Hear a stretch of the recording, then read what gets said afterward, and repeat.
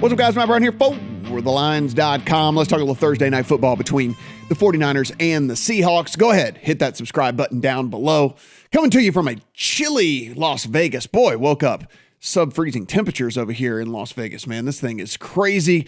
But hopefully things heat up tonight in this game between the 49ers and Seahawks. That being said, I don't think so. Again, everything we do absolutely free. Give us a thumbs up as well, and then let us know in the comment section how you are going to play this game. Taking a look here, guys, we are sitting at a flat 3, and it is a 43 and a half total, something like that.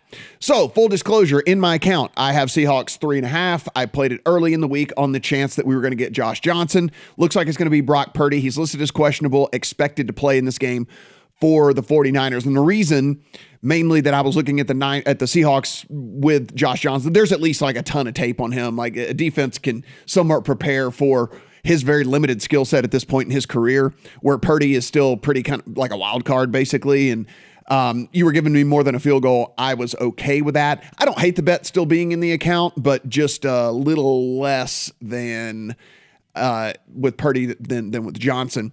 So this article is written by Eli, so you can come over here, you can take a look. You don't have to worry about weather, really. You can see from an injury standpoint, San Francisco a little beat up, right? We're looking at defensive backs that are all going to be out for them in this game. Deebo Samuel also out. I think that does at least help out a Seattle Seahawks side and bet here in this one.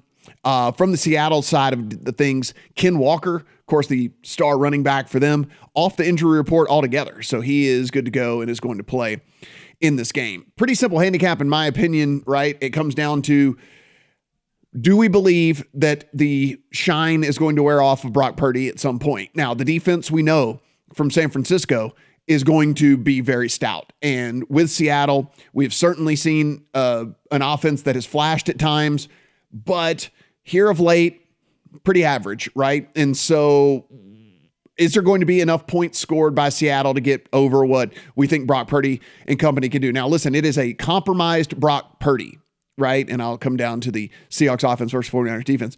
It's a compromised Brock Purdy. If he gets hit a couple of times, is he going to have to come out of the game? Is it going to be Josh Johnson? Like, all these make this a very tricky handicap, right? And all this might even lean a little bit towards an underlook as well in this thing. Maybe Seattle goes pretty run heavy to not give San Francisco time to get, in the backfield and make life hell for Geno Smith in this thing. So obviously Ken Walker, a ton of success for them on the ground as well. Do you believe that Purdy continues on here? Is it all Shanahan? That is the big question. And look, so far we've seen several different quarterbacks have success with all this. My thing here is this.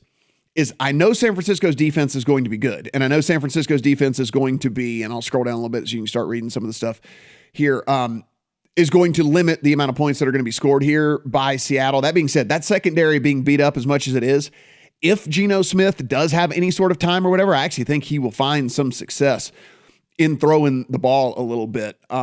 So that is really what it comes down to, is can Purdy and them outscore what I do expect, a couple of touchdowns, maybe a field goal, whatever it might be from Seattle in this game. Is 20 points for Seattle going to be enough?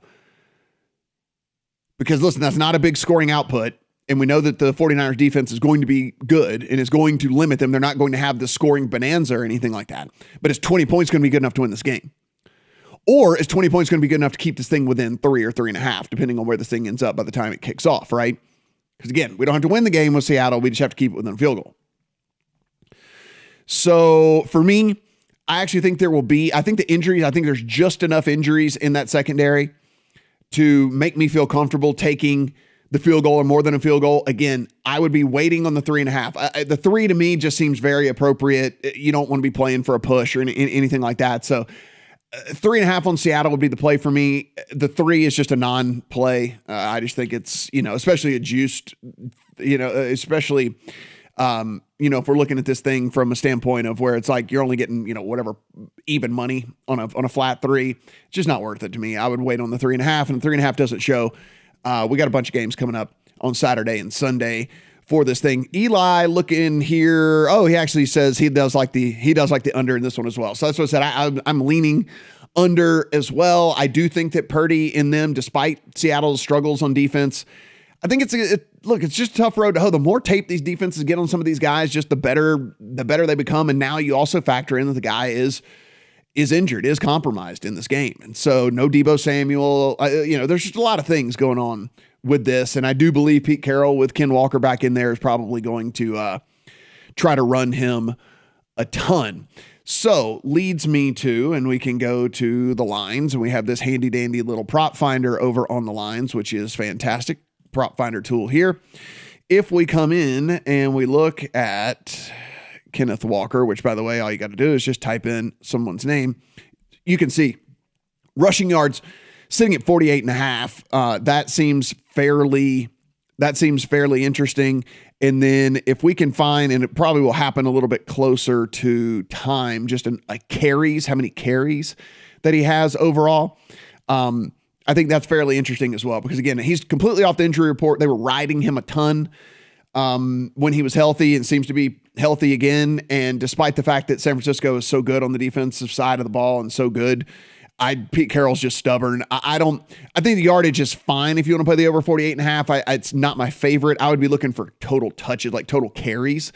If it said anything at like 12.5 or something, like he's going to get 13 carries in this game. It's just Pete Carroll's way of play. I mean, it's just what Pete Carroll does. So that's kind of where I would be looking. Don't certainly hate any of that as well. Maybe even some Tyler Lockett yardage stuff, just because he does that little over the middle, underneath, different things like that. And again, with the secondary being compromised like it is for the 49ers, when Geno Smith gets time, he will be under pressure. Certainly defense is going to cause a lot of problems, but I imagine that Tyler Lockett will be his favorite target in this one. Again, I'm waiting on a 3. If I'm your guy, if I'm y'all out there, I'm waiting on 3.5 on the Seahawks. If not, it's just a pass for me. Eli likes the under in this thing if you want to go that direction, but you can read his reasons why by heading over to the lines and reading this article right here. Again, guys, everything we do absolutely free. So please go ahead, hit that subscribe button, give us a thumbs up, and let us know in the comment section how you are going to play this game, or get in the Discord, as you see the little Discord button up here in the top right-hand corner, and get in there and chat with everybody about how they are going to play this game. Good luck on all your bets here on Thursday Night Football.